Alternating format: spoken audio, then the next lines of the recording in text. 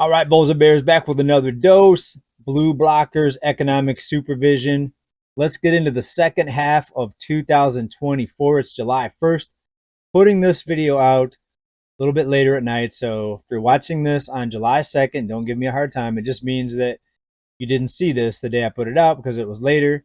So maybe you're watching it on July 2nd. You don't have to comment down below that I got the date wrong. I know I'm putting it out late at night. As I'm recording this, it's July 1st. Hello, everybody. Back with another dose of economic reality. Let's go ahead and get right into it here. Here's some of the biggest things being reported, being talked about in the financial / economic world.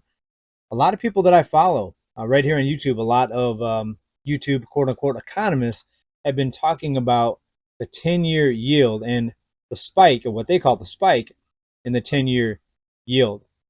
Now, I think this was very, very overhyped. If you look at a 5-day chart, this is the 10-year bond yield here, you see that there was a pretty decent spike considering, where it was earlier.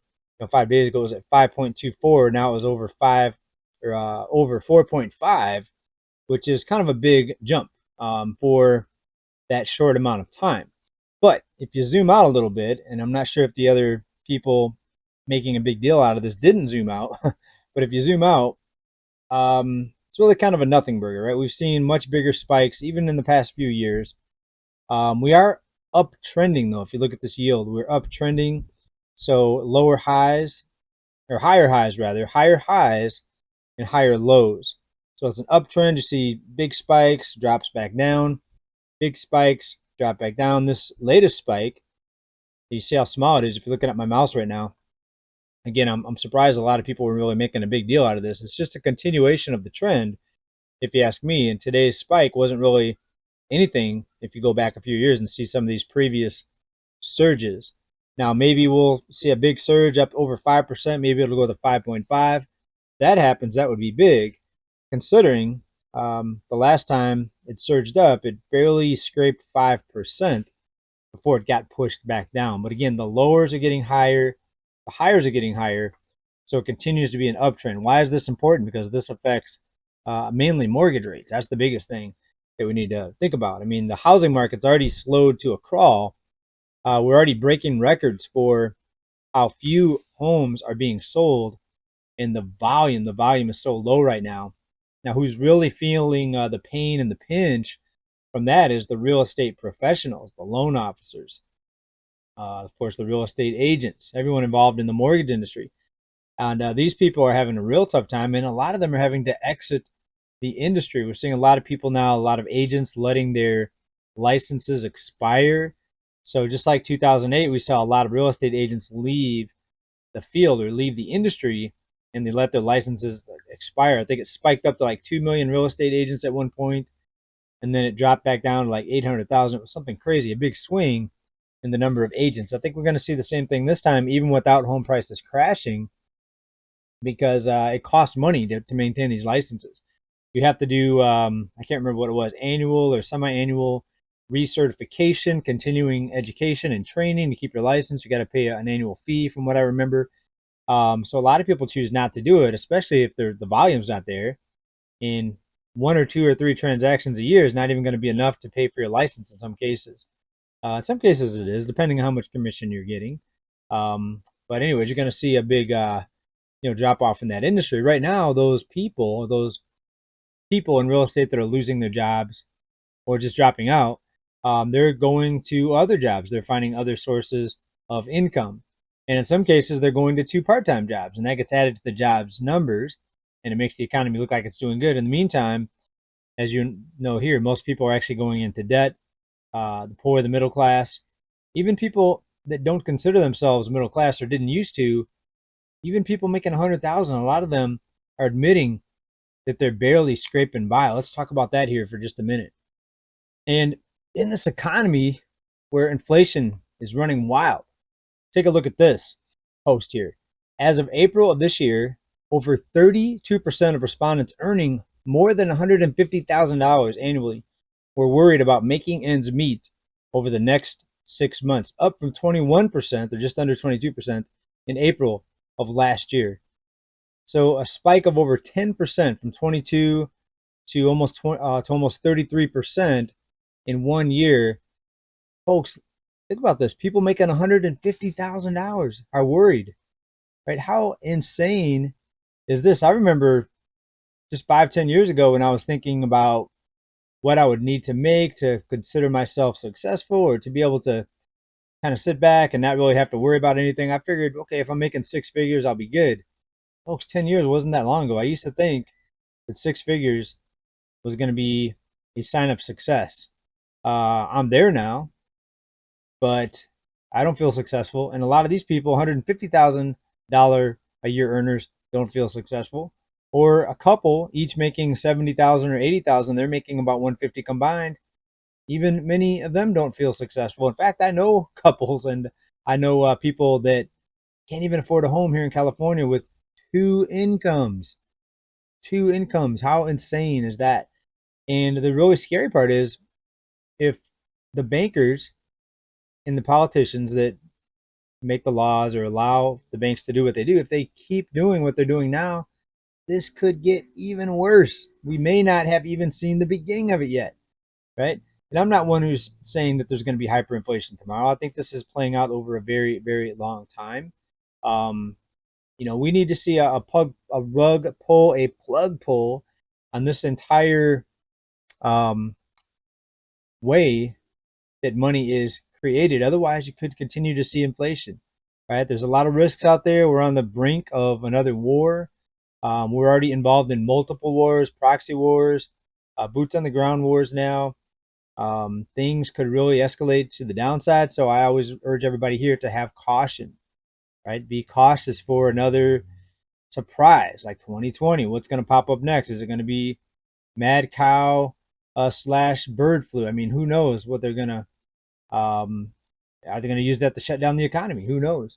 Will there be an outage? Will we see an attack like we talked about in our previous report? We played some footage in our last report that reveals that some very powerful people may have some plans for us here in the U.S. If you didn't see that report, maybe go check that out. But the bottom line is be very cautious. I'm being cautious while still investing, still trying to make money, right? So let's talk about what Target's doing. We know as the economy gets worse, theft gets worse, and a lot of stores, a lot of retailers are feeling the pain, feeling the pinch. Target's one of the latest stores out making some changes because they're sick of people taking stuff without paying for it here. Take a look at this. Target punishes shoplifters by telling employees to stop thefts worth at least $50. Now, I'd have to see what it is here in California, but in California, they're letting people walk out with, I think it was less than $900. They said don't even bother stopping them. Now less than $50. Now, my question is, if you're an employee, do you want to put yourself at risk for a job that pays what Target pays? Hopefully they pay better than they used to, but the last time I checked, it wasn't very good. And do you want to risk your, risk your life? There have been some people trying to stop thieves. Example, Home Depot, and person actually they got their life ended by someone that was shoplifting, and they didn't want to be caught, so they did some bad things. This is dangerous. So I doubt if I would actually pursue somebody in the parking lot over anything. That's just not my line of work. You get me a bulletproof vest and some things like that, I might think about it. But the way that these employees are putting themselves in harm's way for a very small amount of pay, I mean, some people are desperate and they have to do it, I think. And there's other people that just love that type of work. But I always try to look at the risks. Dangerous occupation, police officers, dangerous occupation. A lot of dangerous occupations out there, just for some people and not others here. Americans set to travel in record numbers over the 4th of July. Here we go. People are going to start asking, JJ, if the economy's so bad, why are the airports packed? Folks, we talk about it here. You should know, but because I still see people saying that down in comments, what do you mean the economy's bad? Record people at the stores, restaurant was packed, lines to get in. Folks, it's borrowed money. Banks are not tightening like they did in 2008. Please, you gotta understand this is very, very simple. People have borrowed money to spend, or if they have credit that they can use, they're gonna go out and spend it. People don't care about debt, right? And maybe people don't care because they learned from our government. Obviously, the government doesn't care about debt that they can never pay off. The government doesn't care about deficits that can never be paid off, or deficits that can never be reversed. Very interesting, right? But so that's the name of the game, folks. And actually, if you don't believe me, here's some more news on that front. Out of your money, consumer borrowing jumps while mortgage approval dip. Obviously, home prices are still too high. More people getting rejected for home loans. And a lot of people don't even bother applying for home loans anymore because they know the homes are so unaffordable that even if you do get approved for the mortgage, do you really want that type of mortgage payment? Right? So a lot of people aren't even applying. But yes, consumer borrowing has jumped because banks are still loaning out money. It's completely different than 2008. At this point in 2008, with debt levels where they are, banks stopped lending for the most part. It was very, very difficult to get a loan. Credit card limits were dropped. It's not happening today, folks. Credit is still expanding because, again, I think someone got in the ear of the banks telling them they better not shut down credit because that could make the economy crash. Of course, they don't want that. We know what this year is, this November 2024. Another article that underpins what I've been saying here. Consumer credit borrowing bounces back while mortgage lending halves. Consumer credit borrowing bounces back. People are able to borrow more money. So yes, it will be record travel. You'll see a lot of people at the restaurants. You'll see a lot of people here and there and everywhere spending money. And most of it, 70, 80, 90% of the people, it's money they don't have. They're just running up debt, right? It can last a long time, especially with all the forgiveness programs and all the other ways that that they're helping people, right? The more loans they forgive, then the more people can go out and spend money. It's just like that report that we talked about, that story that we talked about on the last report. There was a mother telling her daughter to sell her Taylor Swift tickets because she spent at least $500 on it because she had student loan debt. So instead of paying off her student loan with the 500 something dollars, she went and bought a Taylor Swift ticket, maybe two, but that's the type of thing you see, folks. If people that were in debt could not spend money, let's say they passed the law. If you have debt, you can't go and spend money on things that you don't have to have. You can't spend it on non-essentials. If they passed that law, folks, the restaurants would be empty, the airports would be empty.